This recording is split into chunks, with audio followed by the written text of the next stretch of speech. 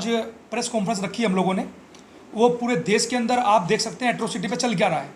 अभी आज हमने कार्यालय पर ही अभी जींद से पेहवा से कुलक्षेत्र के पास पड़ता है पेहवा, उससे 20 किलोमीटर आगे है।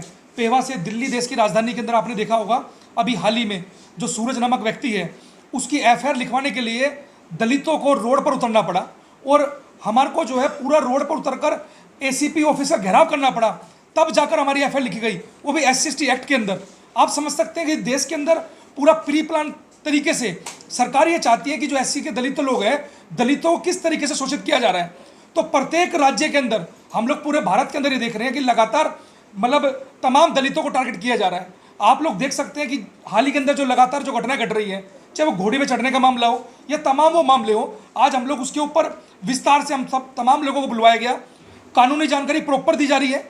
हम लोग आपको बता दें कि इंडियन दलित फोरम जो लगातार पूरे देश के अंदर दलितों की आवाज़ को बुलंद कर रहा है, रोड से और कोर्ट तक फ्री ऑफ कॉस्ट हम लोगों ने उनको मतलब मार्गदर्शन किया, और प्लस अभी हाल ही के अंदर हम लोगों ने हाई कोर्ट के अंदर भी उनकी आवाज़ को उठाया। तो यह मामला हम लोग लगातार पूरे भारत के अंदर देख रहे हैं। तो उसी बारे में जो IDF के राष्ट्रीय अध्यक्ष हैं माननीय संजीव कुमार साहब, उन्होंने आज बुलाकर प्रॉपर तरीके से उनको गाइड किया, और गाइड करने के बाद एक एक व्यक्ति के अधिकार सुनिश्चित हो उसके लिए उनको समझाया गया।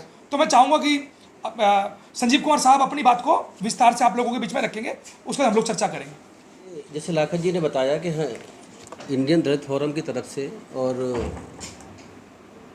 बहुत सारी चीज़ें चल रही हैं, जिसमें कि एट्रोसिटी के केसेस को हम देख रहे हैं, और पूरे देश में जहाँ जहाँ इस तरह की इंसिडेंट हो रही हैं और जिनके साथ न्याय नहीं हो पा रहा या FIR नहीं हो पा रही, या FIR में धाराएं गलत लगी हुई हैं, या SC एक्ट नहीं लगा हुआ है, या इन्वेस्टिगेशन प्रॉपर नहीं हो रही है, या कॉग्निजेंस की स्टेज पर या बाद में एविडेंस की स्टेज पर, जिस स्टेज पर भी कोई कमी SC एक्ट के केसेस में अगर हो रही है किसी भी तरीके किसी भी केस में जो हमारे नोटिस में आ रहे हैं, तो हम उस केस को इंडिविजुअली इस केस को देख रहे हैं, और देखने के बाद में जो उस केस में कमी है उस केस की कमी को उसी स्टेज पर उसी समय सही किया जा सके, जिससे कि जो अपराधी हैं, जो एक्यूज्ड हैं, उनको प्रॉपर तरीके से सज़ा मिल सके। ये हमारी कोशिश चल रही है लंबे समय से।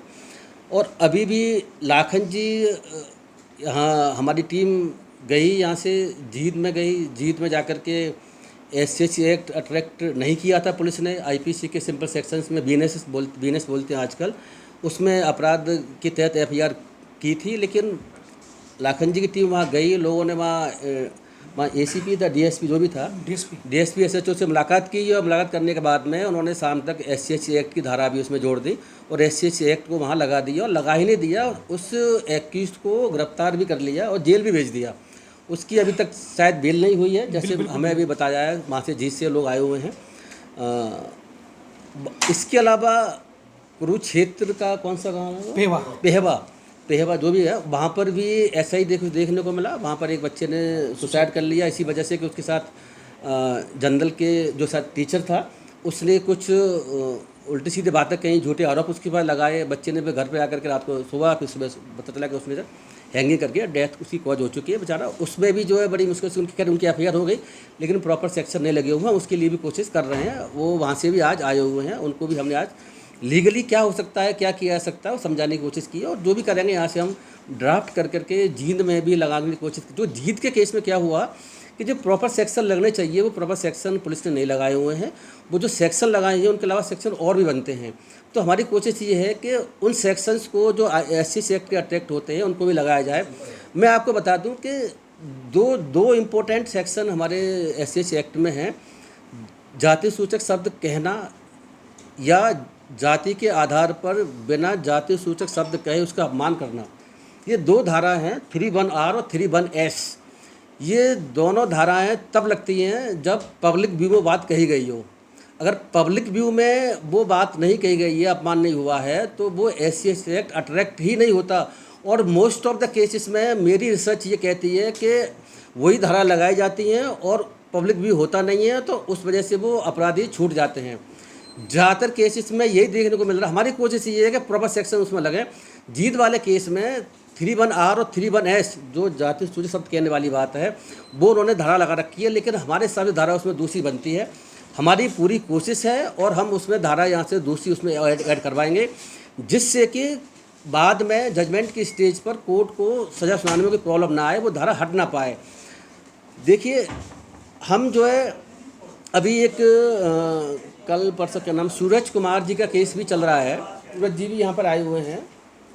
उनके केस में भी जाति सूचक शब्द का इस्तेमाल हुआ है और पब्लिक व्यू में हुआ है, रोड पर है। पब्लिक व्यू का मतलब ये होता है, मैं आपको बता दूं, पब्लिक व्यू और पब्लिक प्लेस दो अलग चीज़ें होती हैं। पब्लिक प्लेस में कहना तो अपराध होता ही होता है, लेकिन पब्लिक प्लेस ना हो और अगर घर के अंदर भी कोई अगर जाति सूचक शब्द कहा जा रहा है किसी से, तो वहाँ अपराध कब बनता है उसका लोगों को पता ही नहीं है।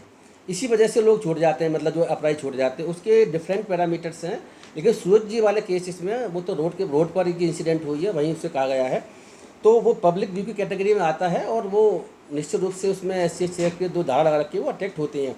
लेकिन मैं आपको बता दूं, हाई कोर्ट में मुझे बड़ा दुख हुआ, मैं हाई कोर्ट में पेश हुआ और उस सभी लोग सेटलमेंट कराने पर लगे हुए हैं। पुलिस जो उनकी तरफ से सीनियर एडवोकेट खड़े हुए एक्यूज की तरफ से, उन्होंने सेटलमेंट की बात करी। मैं तो इस पर आश्चर्यचकित हूँ कि जज साहब हाई कोर्ट के वो भी सेटलमेंट की बात कर रहे हैं। और तीसरा जो है, पुलिस भी चाहती है कि तो सेटलमेंट हो जाए। तो जिस ऑफेंस के लिए सेटलमेंट मना है, मतलब सेटलमेंट के लिए किस में सेटलमेंट हो सकता है वो उस कानून में लिखा होता है। IPC में जो BNS बन गई और SC एक्ट जो है, SC एक्ट में सेटलमेंट तो अलाउ ही नहीं है। IPC के बहुत से प्रोविजंस हैं जिसमें सेटलमेंट अलाउ है, जिसे कंपाउंडल बोलते हैं, तो वहाँ पर सेटलमेंट परमिसेबल है। और जहाँ सेटलमेंट अलाउ नहीं है, कानून में लिखा हुआ, धारा का बाकायदा पीछे एक टेबल बनी हुई है, उसमें सारे धाराओं की जिक्र है, किस में सेटलमेंट हो सकता है, किस में नहीं हो सकता है। जिसमें नहीं हो सकता उसमें नहीं हो सकता है, उसमें कोई बात ही नहीं है। लेकिन वहाँ पर मैंने देखा कि मेरी जज साहब जो थे उनसे मेरी झड़प भी इस मसले में हुई। मैंने कहा सर सेटलमेंट इसमें हो नहीं सकता, तो बोले कि आपकी उनका जज साहब है। मुझे तो आश्चर्यचकित हूँ, मैं बता रहा हूँ आपको कि मैं भी 21 साल दिल्ली में जज रहा हूँ। इस तरीके से SC एक्ट में सेटलमेंट करने की बात करना भी गलत है। गलत इसीलिए है कि सुप्रीम कोर्ट का जजमेंट का मैंने उसे जिक्र किया। मैंने कहा कि सर आप देखिए, सुप्रीम कोर्ट खुद कहता है इस मसले में कि SC एक्ट के केसेस में सेटलमेंट के बेसिस पर क्वेश्चन भी परमिसेबल नहीं है, जब तक कि एक्सेप्शनल सर्कमस्टांसेस ना हो। और क्या है वो, उसमें गाइडलाइंस बाकायदा सुप्रीम कोर्ट ने लेट डाउन कर रखी हैं। उसके बावजूद भी कोर्ट भी चाहती है कि सेटलमेंट हो जाए। तो अब मैंने जब कहा उनसे, तो उन्होंने कहा कि आप अगर मेरा ऑर्डर गलत है तो आप सुप्रीम कोर्ट चले जाइए। तो हम सुप्रीम कोर्ट जा रहे हैं। हम आपको बताते हैं कि हम सुप्रीम कोर्ट में जो कल का और परसों का ऑर्डर हुआ है हाई कोर्ट का, हम उससे बिल्कुल भी सहमत नहीं है। हाई कोर्ट का ऑर्डर हमारे हिसाब से गलत है। अभी ऑर्डर अपलोड नहीं हुआ था, हमने कल तक देखा था। जैसे ही ऑर्डर अपलोड हो जाएगा उसके खिलाफ हम सुप्रीम कोर्ट में जाएंगे। उन्होंने 2 बातें करी हैं। एक तो ये कि सेटलमेंट का जिक्र उसमें किया हुआ है जो नहीं करना, जज साहब को नहीं करना चाहिए थे। दूसरा, उनकी अरेस्ट स्टे की हुई है। अरेस्ट स्टे में लिखा हुआ है no coercive step. Supreme court के अनगिनत जजमेंट हैं जो ये कहते हैं कि नो कोएर्सिव स्टेप का ऑर्डर इन केसेस में, जो क्वेश्चन में जब तक नहीं हो सकता जब तक के कोर्ट इस निष्कर्ष में ना पहुंच जाए कि क्वेश्चन इसमें बनती है और कोई ऑफिस मेड आउट नहीं होता है। हमारे केस में क्वेश्चन जब होती है किसी भी केस में, जब जो है उस FIR को देखने से ही, बिना उस पर विचार किए हुए झूठा सच्चा है, और FIR को देखने से ही अगर जो है लगता है कि ये ऑफिस अट्रैक्ट नहीं होता, तब क्वेश्चन होती नहीं। क्वेश्चन कभी भी नहीं होती, वो ट्रायल चलता है और ट्रायल चलने के बाद में अगर एक्विटल होगा वो अलग कहानी है। क्वेश्चन कंसेप्ट डिफरेंट है और हमारे हिसाब से तो नहीं हो सकता। हम इसमें सुप्रीम कोर्ट जा रहे हैं। हम जुलाई के खिलाफ सुप्रीम कोर्ट जाएंगे, हम नॉट जज के खिलाफ सुप्रीम जाने का मतलब नहीं, लेकिन कोर्ट का ऑर्डर चैलेंज करेंगे। हमारे हिसाब से कोर्ट का ऑर्डर गलत है। उस कोर्ट के ऑर्डर को हम सुप्रीम कोर्ट में चैलेंज करने जा रहे हैं। हम जून में ड्राफ्टिंग करके और जुलाई के फर्स्ट वीक में पूरी कोशिश है, हम इसको फाइल कर देंगे इसी ऑर्डर के खिलाफ जो ने नो कोएर्सिव स्टेप और सेटलमेंट की बात करी है। मैं आपको एक बात बताते चलूँ कि आपको पता होगा कि जब 2018 में सुप्रीम कोर्ट का जजमेंट आया था, काशीनाथ महाजन का केस था, जिसमें सुप्रीम कोर्ट ने कह दिया था कि भाई एंटीसिपेटरी बेल भी उन्होंने कह दिया। उन्होंने ये भी कह दिया कि FIR से पहले इंक्वायरी करिए। सुप्रीम कोर्ट ने ये भी कह दिया कि भाई अरेस्ट करने से पहले DCP की परमिशन की आवश्यकता है कि उसकी आवश्यकता है। उस केस में हमने बहुत कुछ काम किया हुआ है, पहले हम इस पर चर्चा कर चुके हैं। हाँ, और लाखत जी ने इसे प्रोटेस्ट भी किया था और हम जज रहते हुए भी हमने उसमें बहुत काम किया। रिव्यू फाइल भी हमने किया था उस केस में 2018 में ही। और उस केस में सुप्रीम कोर्ट ने बाद में अपना ऑर्डर बदल दिया रिव्यू कर लिया और पार्लियामेंट ने भी सुप्रीम कोर्ट ऑर्डर को गलत मानते हुए 18A धारा SC एक्ट में ऐड कर दी है। और उस ऐड करने का मतलब ये है कि उसमें एंटीसिपेट कोई इंक्वायरी पहले का कोई कंसेप्ट नहीं है FIR से पहले, एंटीसिपेटरी बेल भी उसमें परमिसेबल नहीं है। तीसरी, अरेस्ट करने से पहले DCP के किसी की परमिशन की कोई आवश्यकता नहीं है। ये पार्लियामेंट ने ही अमेंडमेंट करके सेक्शन 18 में 18A ऐड कर दिया, तभी 18 में। और फिर 19 में सुप्रीम कोर्ट ने भी अपने ही ऑर्डर को रिव्यू कर लिया कि नहीं, this was the wrong order. और 18 के जो ऑर्डर था जिसमें उन्होंने ये बातें कही थी, वो ऑर्डर हमारे हिसाब से इतना गलत था कि मैं आपको बता दूं, 20 मार्च को ऑर्डर आया था 18 में, 20 मार्च को रात में सो नहीं पाया था। मैंने सुबह ही इन लोगों से बात करी जिसमें ये हमारी टीम के लोग इससे शामिल थे। 24 तारीख को हमने मीटिंग करी द्वारका में और फिर हम आगे बढ़े। तो अब जब एंटीसिपेटरी बेल SC एक्ट में नहीं हो सकती है तो गिरफ्तारी ना करने का ऑर्डर भी नहीं हो सकता। बिल्कुल, गिरफ्तारी ना करने का ऑर्डर का मतलब है इनडायरेक्ट रूप से उसकी एंटीसिपेटरी बेल करना। ये हम देश में पहली बार, हमारा अपना मानना ये पहली बार ये पॉइंट सुप्रीम कोर्ट के सामने हम रेज करने जा रहे हैं कि SC एक्ट का अगर कोई केस है और उस केस में देखने से SC अट्रैक्ट हो रहा है तो उस स्थिति में एंटीसिपेटरी बेल का ऑर्डर जब अलाउ नहीं है तो अरेस्ट स्टे का ऑर्डर भी अलाउ नहीं हो सकता। और क्योंकि देखो बात क्या है, एंटीसिपेटरी बेल किसे कहते हैं? एंटीसिपेटरी बेल कहते हैं कि जज ने ऑर्डर कर दिया अरेस्ट करने से पहले। बेल होती है जनरली अरेस्ट होने के बाद में, गिरफ्तार हो गया, जेल चला गया या मजिस्ट्रेट के पास पेश किया तब उसे बेल कर दी। अरेस्ट के बाद की बेल को बेल बोलते हैं, अरेस्ट से पहले की बेल को एंटीसिपेटरी बेल बोलते हैं। लेकिन एंटीसिपेटरी बेल का मतलब ये है कि पुलिस जब अरेस्ट करेगी उसको तो तुरंत छोड़ देगी, बेल का ऑर्डर पहले से एग्जिस्ट करता है। This is the anticipatory bail. यहाँ पर दिल्ली हाई कोर्ट ने क्या किया कि उन्होंने कह दिया कि नेक्स्ट डेट तक इसमें नो कोएर्सिव स्टेप, मतलब कोई भी पुलिस कोएर्सिव स्टेप नहीं लेगी, यानी कि उसकी अरेस्ट भी नहीं हो सकती। इनडायरेक्ट रूप से this is the order of anticipatory bail. जब एंटीसिपेटरी बेल नहीं हो सकती तो आप अरेस्ट करने से रोकने का मतलब क्या हुआ? पुलिस के आपने हाथ बांध दिए, यानी आपने इनडायरेक्ट रूप से एंटीसिपेटरी बेल कर ली। हम इस इश्यू को सुप्रीम कोर्ट में उठाने जा रहे हैं और हमारी पूरी कोशिश रहेगी कि हम जुलाई में इसको फाइल कर दें। और इस इश्यू को मैं आपको दोबारा बताता चलूँ, आज तक देश में कभी भी SC एक्ट के केस में ये इशू सुप्रीम कोर्ट तक नहीं पहुंचा है। कौन सा इशू?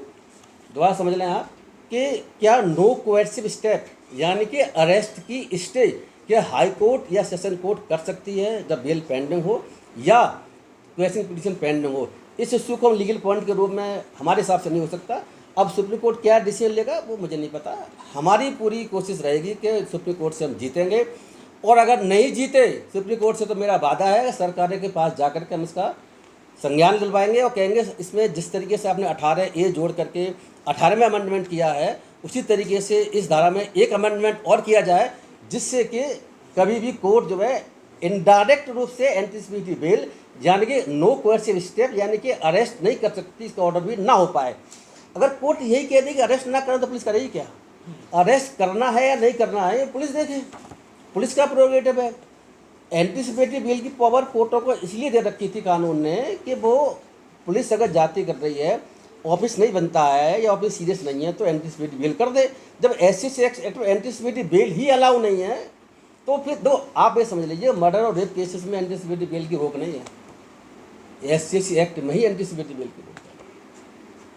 तो ये इतना गंभीर अपराध माना गया है SC एक्ट के तहत कि एंटीसिपेटरी बेल की भी पार्लियामेंट ने कोर्टों के हाथ बांध दिए कि आप एंटीसिपेटरी बेल की इसमें आप कर नहीं सकते। देखिए हमने जो है ये तो जो इशू है बेल का, सूरज जी का इशू है जो रेज कर रहे हैं। अभी एक इशू और हमारी नोटिस में आया है, वो बेचारी उसकी बहन है, कौन है, सिस्टर है, सिस्टर आई हुई है, उनको पुलिस वाले ही गाली दे रहे हैं, उनको पुलिस वाले जाते सूर्य शब्द कह रहे हैं। और तो हमने उनसे वादा किया हुआ कि आज ही हमें पता चला इस मसले में, उन्होंने हमें अपना कंप्लेंट भी दिखाई हुई है। पुलिस वाले हों चाहे जज हों, मैं बताता चलूँ आपको, हम किसी से डरते नहीं हैं। और लॉ हमारी कोशिश ये रहेगी संविधान और कानून के तहत जितनी भी अधिकार लोगों को दे रखे हैं, चाहे SC के लोगों को चाहे किसी और लोगों को, अब अधिकारों को इन्फोर्स कराने के लिए सरकार कोर्ट और रोड, लाखन जी कहते हैं रोड से कोर्ट तक, मतलब इसका यही है। अगर रोड उतरना पड़े तो वो भी उतर रहे हैं, कोर्ट में जाना पड़े तो वहाँ भी जा रहे हैं, और सरकार के पास जाना पड़े तो वहाँ भी जा रहे हैं। वहाँ कैसे जा रहे हैं, ये लेटर आपके सामने है। ये हम लेटर अब से नहीं लिख रहे हैं, ये लेटर लिखने का हमारा बहुत पहले से है। और देखो मैं आपको बता दूं कि मैं पहले भी चर्चा कर चुका हूँ। हाँ, ये लेटर में कब लिखा है, ये लेटर लिखा है राजेंद्र पाल जी गौतम जी को 2020 में, जबकि जब वो खुद भी एससी के थे। और 2020 में ये लेटर जो है राष्ट्रीय झाड़ू मंच के अध्यक्ष लालाखन जी हैं, उन्होंने लिखा था। हम इनके साथ हैं लंबे समय से, वो एक अलग इशू है। तो हम जज थे, हमारी कुछ सीमाएं थी। तो इस लेटर में हमने क्या लिखा था, देखो हम इसकी चर्चा थोड़ी बहुत पहले भी कर चुके हैं, दोबारा फिर कर रहे हैं। राजेंद्र पाल जी गौतम जब मिनिस्टर थे तो मैं भी उनसे मिला था। कहाँ मिला था, दिल्ली यूनिवर्सिटी गेट के बाहर।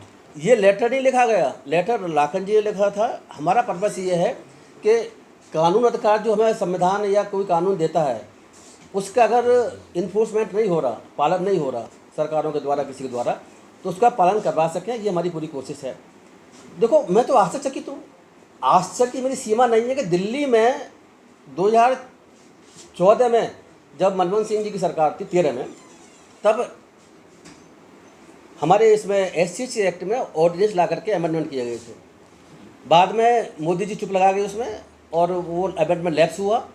फिर बाद में दबाव पड़ा मोदी जी के ऊपर, तो 2014 में उन्होंने वही अमेंडमेंट जो 15 में जो अमेंडमेंट जो गवर्नमेंट लेकर के आई थी, वो एज इट इज अमेंडमेंट, कोई इसमें शायद मेरे कॉमा फुल स्टॉप का अंतर नहीं है, वो अमेंडमेंट एज इट उन्होंने पार्लियामेंट से पास करवाए। तो जनवरी 2016 से लागू हुए देश में, जिसमें मूँछों पर मारना, घोड़ी चढ़ने पर चुनाव, वोट ना देना, रोकना, ये सारे अपराध पहले नहीं थे एससी एक्ट के लिए 2016 से, और एक्ट के द्वारा उससे पहले 14 और 13 से ऑर्डिनेंस के द्वारा देश में इफेक्ट में थे, लोगों को लेकिन पता नहीं था, वो अलग कहानी है। तो देखो दो तरह की कोर्टें होती है, मैं बता दूंगा आपको। आप देखो इसमें मुझे तो, मैंने जब राजेंद्र पाल जी गौतम जी से मैं जज रहते हुए मैंने बड़ी मीटिंग में कहा, मेरी स्पीच में रिकॉर्ड होगी, मुझे नहीं पता हुई होगी, दिल्ली यूनिवर्सिटी के जो 8 फैकल्टी है उसके गेट के बाहर कोई प्रोटेस्ट कोई धरना वरना कुछ चल रहा था, मुझे आमंत्रित किया। जज होने के बावजूद ही मैं गया, उस सबके सामने गया, और सबको पता है, वीडियो रिकॉर्डिंग भी होगी। तो मैंने मंत्री जी से बड़ी सभा मंच में बोला, मेरी इनसे रिक्वेस्ट है, मैं उन्हें पहले मंत्री जी को जानता नहीं था, मुझे पता ही नहीं कि जाति से थे वो, बोला बात है हमारी जाति से, मुझे नहीं पता था कि जाति से थे। तो मैंने उनसे ये बात कही कि भाई देखो ऐसा है कि मंत्री जी, इसमें लॉ अमेंड हो चुका है, कम से कम दिल्ली में एक्सक्लूसिव स्पेशल कोर्ट तो बनवा दीजिए, स्पेशल कोर्ट तो पहले बनी हुई हैं। तो मुझे नहीं पता उन्होंने कैसे लिया, क्या समझा, लेकिन कुछ नहीं हुआ। हमने फिर ये लेटर भी भेजा, देखो आप लेटर को देख लीजिए, राजेंद्र गौतम जी के नाम से है, और वहीं ऑफिस की रिसीविंग भी है। और ये लेटर भेजा गया है, डेट हम उसके 8/10/2020 को। इसमें इसी बात को उठाया गया है कि दिल्ली देश की राजधानी है और दिल्ली में स्पेशल कोर्ट हैं, एक्सक्लूसिव स्पेशल कोर्ट नहीं है, दोनों में अंतर है, ज़मीन आसमान का फ़र्क है। और ये हमने उस वक्त जो है राजेंद्र गौतम जी को भेजा था, और हाई कोर्ट को भी इन्होंने भेजा था। अभी हमने उसी को आगे बढ़ाते हुए कड़ी को 12/5/2025 को जो अभी चीफ मिनिस्टर ने रेखा गुप्ता मैडम, उनको भी थोड़ा सा और एक्स्ट्रा उसमें लिखा गया है, और हमने उनसे रिक्वेस्ट की थी। लाखन जी वहाँ देकर के उनको ऑफिस में आए भी थे, और ये रिसीविंग भी है 13/5/2025 है ना, 25 की। आप इसकी कॉपी ले लीजिए, कॉपी आपको दे देंगे। इसमें हमने यही बताने की कोशिश करी है कि भाई एक्सक्लूसिव स्पेशल कोर्ट आप दिल्ली में बनाइए। एक्सक्लूसिव स्पेशल कोर्ट और स्पेशल कोर्ट में आप पहले तो अंतर समझ लें। स्पेशल कोर्ट का मतलब ये है कि जो जजेज पहले से जो केसेस देख रहे हैं, मर्डर के, बड़ा जो भी देख रहे हैं, रेप के, कुछ भी देख रहे हैं, उनको एक्स्ट्रा काम दिया जाता है कि आप SC एक्ट के केसेस भी देखेंगे तो उनके पास दो तरह के केस हो जाते हैं। एक SC एक्ट के केसेस भी देखते हैं और जनरल केसेस भी देखते हैं जो SC एक्ट जिसमें नहीं होता है, तो सिंपल तरह केस होगा, जब मर्डर हो, रेप हो, कुछ भी हो। तो अब पार्लियामेंट ने ऐसा क्यों किया कि पहले 2013 और 16 से पहले स्पेशल कोर्ट थी, अब कह दिया एक्सक्लूसिव स्पेशल कोर्ट। कोई तो मतलब है इसका। पार्लियामेंट एक कॉमा वर्ड भी, एक सेंटेंस भी किसी पर्पस से जोड़ती है, ऐसा नहीं कि वैसे चिपका दिया। तो एक्सक्लूसिव स्पेशल कोर्ट जो जोड़ा गया है वो इसलिए जोड़ा गया है कि जब लगा कि इनके केसेस में डिले हो रहा है, लंबे समय तक केस चल रहे हैं। चल क्यों है लंबे समय चल रहे हैं? क्योंकि कोर्टों पर बटन ज़्यादा है, वो SC ST एक्ट के केसेस भी देख रहे हैं और जनरल केसेस हैं जो SC एक्ट नहीं होता उन केसेस को भी देख रहे हैं। तो केसेस इतने ज़्यादा हैं कि वो बेचारे ऐसे केसेस पे ध्यान दे भी नहीं पाते, और इसी वजह से केस पता 2, 4, 5, 10, 15 साल तक केस चल रहे हैं। जबकि यहाँ तो कहानी बिल्कुल डिफरेंट है, ऐसे डिफरेंट ही कहता। तो इसीलिए पार्लियामेंट अमेंडमेंट किया कि no exclusive special court Delhi में बनाए जाएंगे, और एक्सक्लूसिव स्पेशल कोर्ट इसलिए बनाए जाएंगे जिससे कि न्याय जल्दी से मिल सके, ये नहीं कि सालों साल केस चलते रहें। मैं इसीलिए चिंतित हूँ कि दिल्ली देश की राजधानी होने के बावजूद भी दिल्ली में एक भी court exclusive special court Delhi में अभी तक नहीं बनी है, और कानून को बने हुए 10 साल से ज़्यादा हो चुके हैं। तो हमारी कोशिश पहले से चल रही है, 20 से अभी चल रही है, और अगर ये नहीं बनाते हैं, मैं आपसे आज वादा करता हूँ कि हम रोड पर भी जाएंगे और इसमें PIL के रूप में भी हाई कोर्ट में फाइल करने वाले हैं कि भाई आप इसमें इस एक्ट का कंप्लायंस करने की ज़रूरत है, इस एक्ट का कंप्लायंस नहीं हो रहा है। देखो मैं आपको एक बात और इम्पोर्टेंट बताता चलूँ कि जिसमें एक्सक्लूसिव स्पेशल कोर्ट का कानून में प्रावधान भी नहीं है, वहाँ एक्सक्लूसिव स्पेशल कोर्ट देश में बनाई जा रही है। ML MP की कोर्ट कहाँ से कानून लिखा हुआ है? सुप्रीम कोर्ट ने ऑर्डर कर दिया। ML MP की स्पेशल कोर्ट चल रही है, उनके केसेस साल 2 साल में डिसाइड करने के बाद चल रही हैं। अब देखो और सुनिए आप, प्रिवेंशन ऑफ करप्शन एक्ट, उसमें भी कानून में लिखा हुआ है स्पेशल कोर्ट, एक्सक्लूसिव वर्ड नहीं है। दिल्ली में सारी कोर्ट जो बैठी हुई है राव जमन्नी कोर्ट में, सारे मेरे साथी जजेस, मेरे बैच बैठे हुए हैं, वो जो है स्पेशल नहीं एक्सक्लूसिव स्पेशल कोर्ट बनी हुई हैं। उनके पास कोई काम ही नहीं है, थोड़े से काम है, बस ऐसे 2-4 केस आगे लगे हुए हैं, कोई केस लगा नहीं होता। जबकि कानून में ये प्रावधान नहीं है कि एक्सक्लूसिव स्पेशल कोर्ट होंगी किसकी, करप्शन एक्ट की, लेकिन वो चल रही हैं। तीसरा सुनो, अभी चेक बाउंस हो जाए, चेक बाउंस का क्या अपराध है? पहले 1 साल की सज़ा थी, अब 2 साल की सज़ा है। उसमें दिल्ली में अनवरत कोर्ट है, एक्सक्लूसिव बनी हुई है। मतलब मैं तो उसमें तो स्पेशल कोर्ट की बात भी नहीं है, और उसके बावजूद भी दिल्ली सरकार ने और दिल्ली हाई कोर्ट ने एक्सक्लूसिव स्पेशल कोर्ट के रूप में उन्हें ट्रीट किया जा रहा है। मैं इसीलिए चिंतित हूँ। मैं आपको बताते चलूँ, जिसमें लॉ में प्रावधान है कि एक्सक्लूसिव स्पेशल कोर्ट होगी, वहाँ तो है नहीं, और जिसमें प्रावधान नहीं है वहाँ कोर्ट बनी हुई है। उल्टा काम चल रहा है देश में। तो इस काम को हमें सीधा करवाना है। जजेज को लगा रखा है और कामों के लिए, जबकि कानून ये कहता है कि SC एक्ट के संबंध में और केसेस आप नहीं देना चाहिए। आपको सिर्फ जो है SC एक्ट के केसेस जजों को देना चाहिए, जिससे कि वो जल्दी न्याय कर सकें। लेकिन दिल्ली में ऐसा नहीं हो रहा है। हरियाणा में कुछ है, उत्तर प्रदेश में कुछ कोर्टें बनी हुई हैं, हरियाणा में भी है। हम RTA लगाने जा रहे हैं पूरे देश का डाटा लेकर के, कि पूरे देश में डाटा में पूरे देश में किस किस स्टेट में एक्सक्लूसिव कोर्ट बनी हुई हैं, और कितने केसेस कितनी एक्सक्लूसिव बनी हुई है, कितनी स्पेशल कोर्ट बनी हुई है, और कितने केसेस SC ST के हर जिले में चल रहे हैं। डाटा आने के बाद में फिर जो भी कर सकते हैं हम आगे और भी पूरे देश राष्ट्रीय स्तर पर करने की कोशिश करेंगे। देखिए आप सोच रहे हैं हो सकता है पता नहीं हम सही गलत कह रहे हैं, कोई तो कहता नहीं एक्सक्लूसिव स्पेशल कोर्ट। देखो आपको मैं ये धारा दिखाता हूँ, आप इसको कैमरे में कैद भी करना चाहें तो 2 वर्ड लिखे हुए हैं इसमें, देखो, special court and exclusive special court. ये मैं आपको SC एक्ट की दिखा रहा हूँ, उसमें देखो हेडिंग में लिखा हुआ है special court and exclusive special court, आ रहा है। अब देखो क्या लिखा हुआ है, देखो मैं आपके सामने पढ़ता हूँ। ऊपर लिखा हुआ है, देखो 14 के ऊपर ये एक कॉमा वो लगा हुआ है। इसका मतलब क्या है कि ये कब ऐड किया गया है। इसे लिखा हुआ है substitute by the act number 2016, जो मोदी ने पार्लियामेंट एक्ट पास किया था। ये 26 जनवरी 2016 से लागू है। मतलब क्या लागू है, पहले यहाँ पर जो अगर आप 16 से पहले का कानून देखेंगे SC एक्ट, तो लिखा हुआ स्पेशल कोर्ट, अब लिख दिया special court and exclusive special court. तो लिखा हुआ था, इसमें लिखा हुआ था for the purpose of providing for speedy trial, कि जल्दी से न्याय दिलवाने के लिए द स्टेट गवर्नमेंट सेल, मतलब स्टेट गवर्नमेंट की ड्यूटी है कि वो chief justice of high court की सहमति से नोटिफिकेशन गैजेट में ला करके एस्टैब्लिश करेंगे एक्सक्लूसिव स्पेशल कोर्ट फॉर 1 और मोर डिस्ट्रिक्ट, एक या एक से अधिक डिस्ट्रिक्ट के लिए वो एक्सक्लूसिव स्पेशल कोर्ट इस्टेब्लिश करेंगे, जिससे कि दिल्ली से न्याय मिल सके। दिल्ली में तो एक भी नहीं है। क्या दिल्ली को लोगों को क्या न्याय की आवश्यकता नहीं जल्दी लेने के लिए? क्या दिल्ली के लोगों को ज़रूरत है कि मैं SC एक्ट के केसेस के बारे में सालों के चलते रहें? तो ये जो कानून का पालन नहीं हो रहा है 13, 14 और 16 के एक्ट के बाद में, हमें इसे लागू कराने की पूरी कोशिश करेंगे। और मैं आपसे फिर वादा करता हूँ, अगर सरकार नहीं मानेगी तो हम इसमें अगर ये जो है हमारी बात नहीं मानी गई तो हम इसमें PIL फाइल करनी पड़ेगी, तो वो भी फाइल करेंगे, और अगर रोड में उतरना पड़ेगा तो वो भी उतरेंगे। तो देखो हमारी कोशिश बस इतनी सी है कि कानून का पालन हो, संविधान का पालन हो, जिससे कि लोगों को संविधान की जो भावना है, कानून की भावना, उसके तहत न्याय मिल सके। मनमाजी नहीं चलने देंगे, आर्बिट्रेरीनेस नहीं चलने देंगे, तो कुछ भी हो जाए। बस आप लोग आए, आप लोगों का बहुत बहुत मैं फिर धन्यवाद देता हूँ मीडिया का।